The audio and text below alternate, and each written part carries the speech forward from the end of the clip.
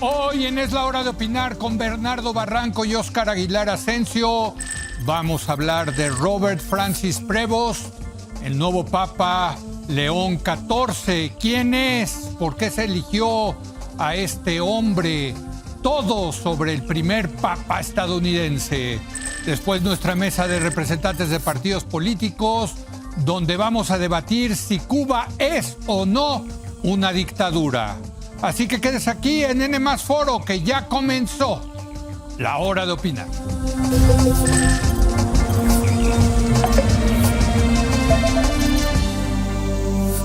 Buenas noches. La noticia de hoy, sin lugar a dudas, es que hay un nuevo papa. Un día después de haber empezado el cónclave y al parecer tras 4 votaciones, finalmente fue electo Robert Francis Prevost. Es el primer papa estadounidense quien eligió llevar el nombre de León XIV.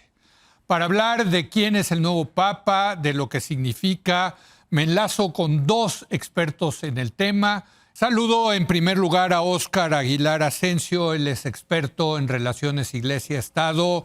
Óscar, ¿cómo te va? Muy buenas noches. ¿Qué tal, Leo? Muy buenas noches. Un saludo a ti, a Bernardo y a tu auditorio. Ahorita vamos a tener a Bernardo en unos momentos más, pero empiezo contigo, Óscar, si me permites. ¿Quién es Robert Francis Prevost? El ahora Papa León XIV es un norteamericano que tiene poco de norteamericano. Si bien nació en Chicago, tiene raíces francesas por parte de su padre, raíces españolas por parte de su madre.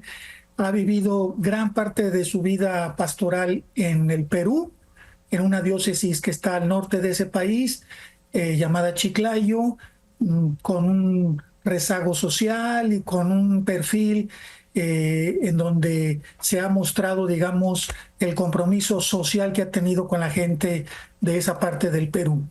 Es un agustino, miembro de una orden religiosa, la primera digamos, el primer papa producto de esa orden, lo cual no deja de ser interesante. Tuvimos en Francisco el primer papa jesuita, ahora tenemos el primer papa agustino, y es un seguidor, te diría tal cual, de la huella del Papa Francisco, Leo.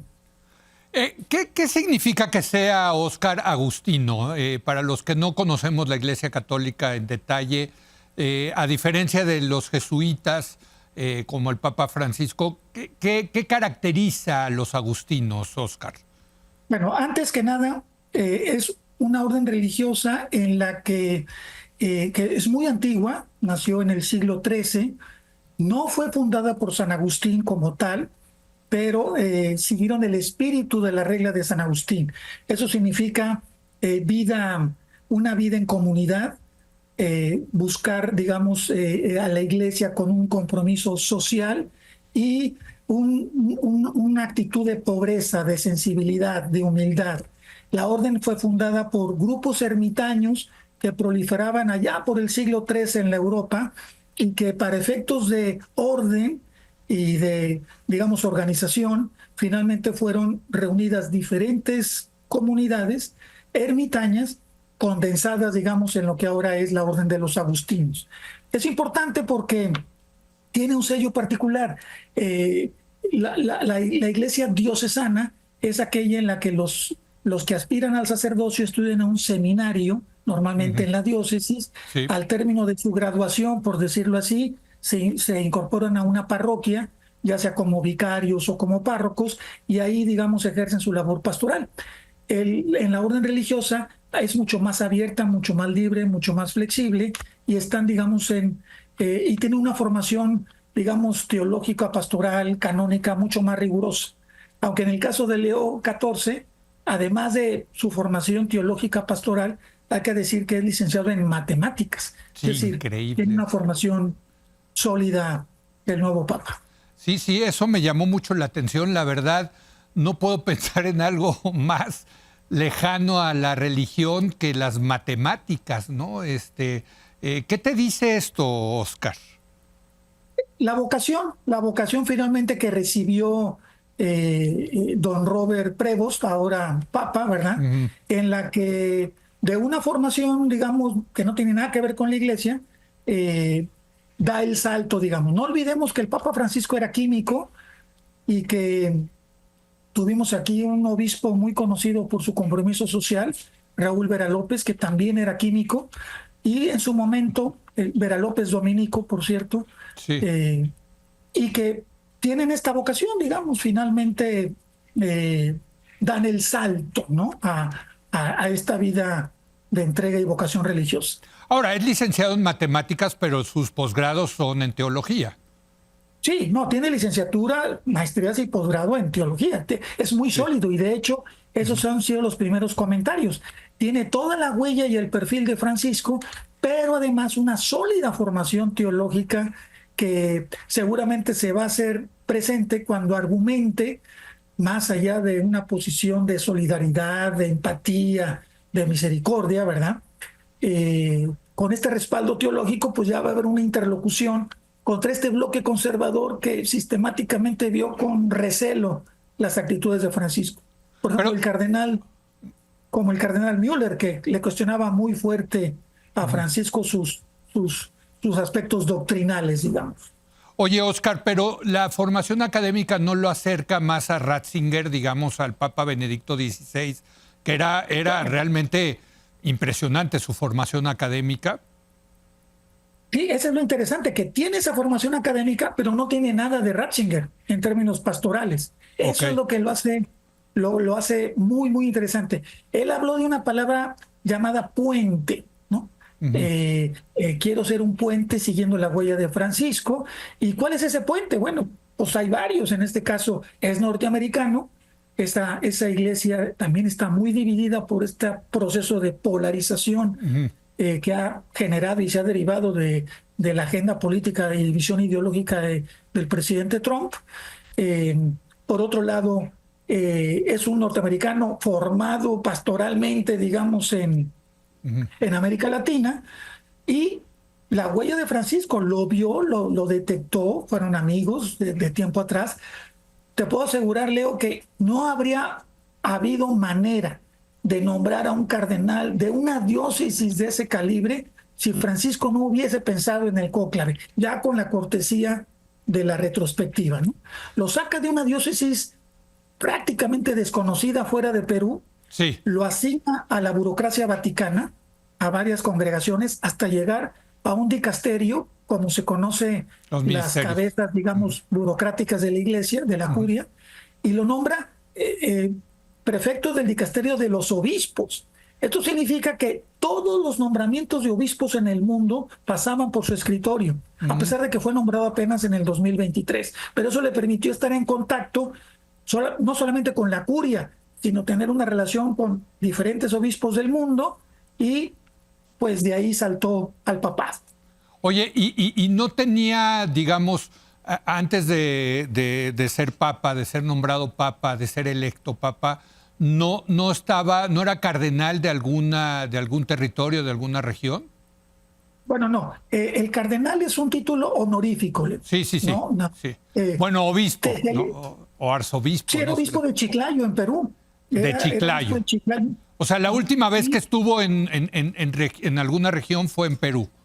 exactamente, no, y ahí desarrolló su vida pastoral. Ok. Ahí la desarrolló. Y en Eh, Estados Unidos Ahora, no.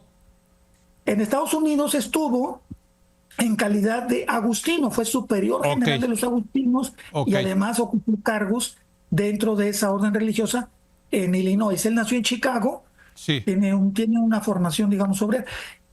Y eso, por cierto, me llamó la atención por el nombre que utiliza como papa, A ¿no? ver, León vamos a XIV. ese tema del nombre, Oscar. León XIV, me encanta el nombre, ¿no? Siendo yo Leo, que se llame León. ¿Por qué León XIV? ¿Cuál es el mensaje ahí? Mira, veo dos grandes mensajes. El primero, que fue así el impacto inicial, es el antecesor es León XIII. León XIII fue un papa que gobernó la iglesia más o menos del siglo XIX, mediados fines del XIX, hasta 1903. Y se le considera el papa que llevó a la iglesia hacia la modernidad. Fue el papa más conocido por una encíclica que se llama Rerum Novarum, de las cosas nuevas, enfocada a la problemática del sector obrero. A fines del siglo XIX, la nueva clase obrera estaba expuesta pues, a las influencias ideológicas del socialismo, organizaciones sindicales. La Iglesia sintió la necesidad de hacerse presente ante esa nueva clase social, denunciando las condiciones injustas de trabajo, haciendo llamados para la dignidad del trabajo. Y toda esta agenda social laboral fue desarrollada en esa encíclica por parte de Leo XIII. Y León XIII también tenía esta preocupación general de acercar la Iglesia al mundo, ¿no? Estableció una amplia red de relaciones internacionales, diplomáticas, medió conflictos. Entonces, para mí el mensaje es, aquí tenemos un obispo conciliador con preocupación social. Y luego está otro de los más famosos, que se llama San León Magno, el primer León del siglo V de la Iglesia Católica. Es el papa al que se le reconoce que enfrentó a Atila cuando el Imperio Romano de Occidente se derrumbó allá por el siglo V, y él detuvo a Atila para que no saqueara ni destruyera Roma, ¿no? Él, digamos, fue el interlocutor. Y con esa acción, estamos hablando de, en aquel tiempo era el Papa número 45 de la Iglesia, ¿no? Ahorita estamos en el 267, ¿no? Pero ese Papa, con esa acción y esa defensa que hizo de Roma, se ganó, digamos, una reputación como liderazgo espiritual y de la Iglesia muy amplia. Entonces, solamente hay muy poquitos papas que tienen el adjetivo de magno, ¿no? De grande. Pues si me permites, ahora voy a saludar a Bernardo Barranco, con quien pudimos finalmente establecer contacto. Querido Bernardo, ¿cómo estás? Muy buenas noches. ¿Cómo viste la elección de León XIV? Tu tocayo. Mi tocayo, por eso le digo, me gustó el nombre, tengo que decir. Sí, tu tocayo. Mira, fue una elección sorpresiva y una elección muy rápida. Los grandes nombres que aparecían en los medios se vinieron abajo. Sí. Y entró una persona que combina dos aspectos que seguramente Óscar ya lo planteó. Uno es agustino, viene de una, digamos, antiquísima orden religiosa de San Agustín. Otro aspecto es que es misionero. Él estuvo muchos años en Perú. Es decir, es un norteamericano con alma latinoamericana. Estuvo muy ligado, pues evidentemente, a los temas de pobreza, de violencia, de migración. Es un personaje interesante. Y el tercer elemento es que es miembro de la CAL, de la Pontificia Comisión para América Latina. Entonces es un hombre que reúne diferentes aspectos, maneja la parte de Estado, es un hombre de Estado, tiene la parte misionera y viene, digamos, de un espíritu agustiniano muy fuerte, y es norteamericano, lo cual también hay que hacerle un análisis de por qué un norteamericano, probablemente frente a la incidencia, la irrupción que tiene Donald Trump a nivel internacional. Así lo leo yo, fíjate, porque yo creo que la Iglesia, que saben hacer política en la Iglesia, pues frente al liderazgo indudable que tiene Donald Trump, ¿no? Pues ahora ponen a un estadounidense, pues no sé si va a ser contrapeso, le va a ser sombra, le va a ser, no sé cómo lo caracterizarías tú, Bernardo. Es evidentemente un personaje que cuando fue obispo de Chicago tenía estos dotes, digamos, de un obispo, digamos, no conservador, como hay muchos en Estados Unidos.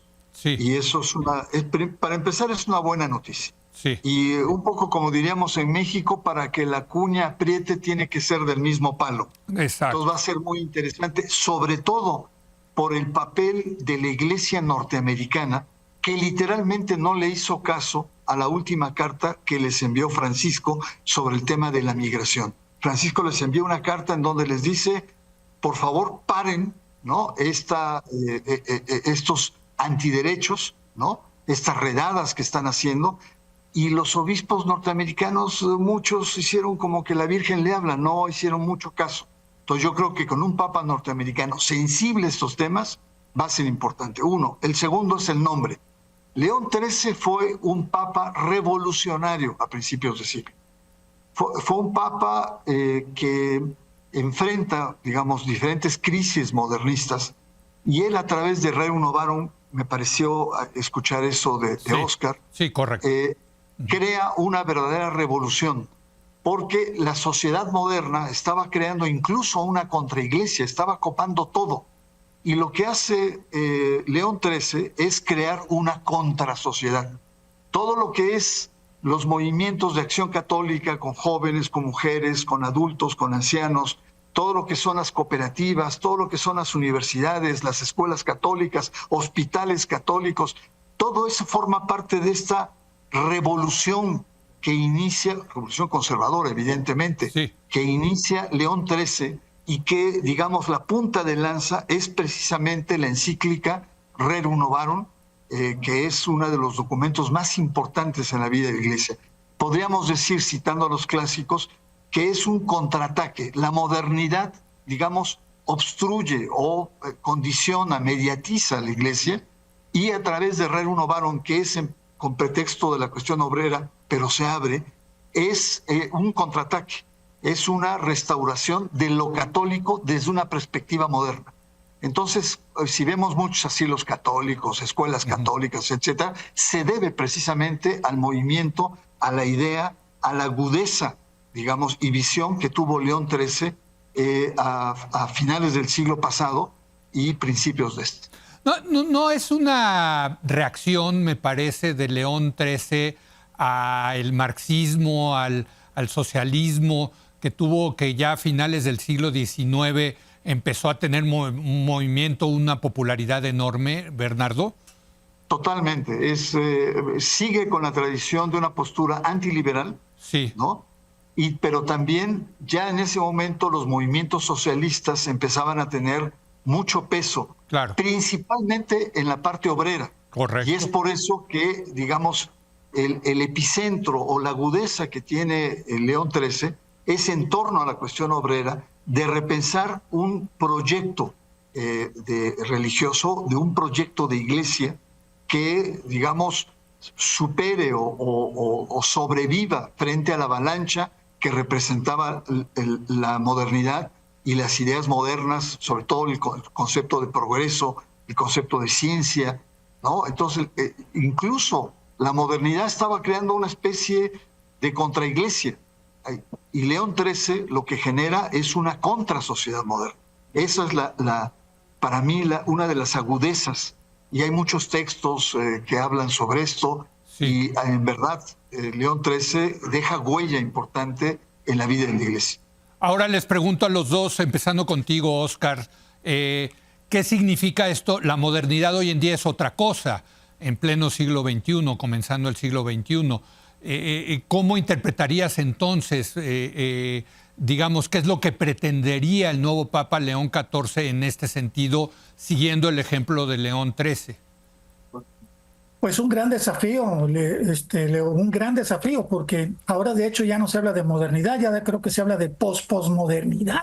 Sí. Es decir, ya estamos a otro nivel en donde esta agenda moral, sexual, de identidad, de género, ha sido uno de los puntos claves en la división entre el bloque, digamos, antifrancisco contra el bloque pro-Francisco, ¿verdad? Que finalmente pues, resultó victorioso. Aquí la idea es, a ver, esta iglesia que llama a la inclusión, esta iglesia que llama a los puentes, cabemos todos los que somos católicos nominales, no practicantes, cabemos todos, ¿y en qué términos cabemos? Francisco fue muy claro, abrió y dijo, ¿quién soy yo para juzgar a las personas que tienen preferencias del mismo sexo? Dio la luz verde para bendecir parejas del mismo sexo. No autorizó ni cambió la doctrina en ese sentido, pero fue suficiente, esos gestos fueron suficientes para generar esta alarma en el sector mucho más conservador. Entonces, aquí, digamos, el Papa León XIV tiene el desafío en esa materia, que para el primer mundo es muy importante, hay que decirlo, para Europa Occidental, para Norteamérica, esto de que si el divorciado vuelto a casar tiene derecho a la comunión, puede ser padrino de bautizo, puede ser padrino de primera comunión, esos son los temas que Francisco decía, a ver, pues aquí cabemos todos, hombre, estas rigideces, lo único que hacen es alejar a la feligresía de la iglesia, ¿no? Pero es Muy un bien. punto muy sensible, porque como dicen los estrictos puritanos, la regla es la regla. Si es mano dentro del área, pues es penal. Sí, Y aunque no haya sido intencional, si se me permite la comparación, ¿no? sí. Entonces tiene Déjame, ese primer desafío. déjame ahora preguntarle a Bernardo. Bernardo, entonces, en ese sentido, la lectura de León XIV en la posmodernidad, como bien decía Oscar, ¿qué significa? ¿Cómo lo estás leyendo tú? No, creo que su mensaje planteó aspectos muy importantes. La Iglesia tiene que entrar nuevamente en la dimensión de misión, ¿no? Misión es una palabra muy recurrente cuando la Iglesia está enfangada o tiene problemas. Dos, hay una continuidad con Francisco, él lo dejó muy claro. Sí. Y otro aspecto muy importante, le dio mucha importancia al tema de la guerra, al tema de la migración. Entonces son aspectos que forman parte de la problemática actual contemporánea, ¿no? Y cuando habla del tema de la guerra, pues es un tema que directamente enfrenta a las grandes potencias, incluyendo a su propio país. Entonces yo creo que el Papa lo que está planteando es, por un lado, una continuidad moderada, Francisco, con todos los temas que ha dicho muy bien Oscar, ¿no? Todo el tema de Francisco tuvo la habilidad de hacer ciertas fracturas en el discurso moral de la Iglesia. Si tú recuerdas, la Iglesia ya no hablaba de manera tan brutal como en la época de Benedicto XVI y Juan Pablo II del aborto, Sí. de las relaciones prematrimoniales, ese tipo de la píldora, ese tipo de cuestiones como que quedó un tanto, no marginal, pero ya no con la fuerza de un pontífice. En cambio hay otros temas nuevos, divorciados vueltos a casar, los homosexuales, pero sobre todo el tema de la mujer. Yo creo que ahí hay que esperar mucho. Ahora, este Papa no es todo miel sobre hojuelas, hay que decirlo. Ok. Tiene acusaciones o observaciones sobre tolerancia y cierta complicidad en temas de abusos sexuales a menores por parte del clero. Ese es uno.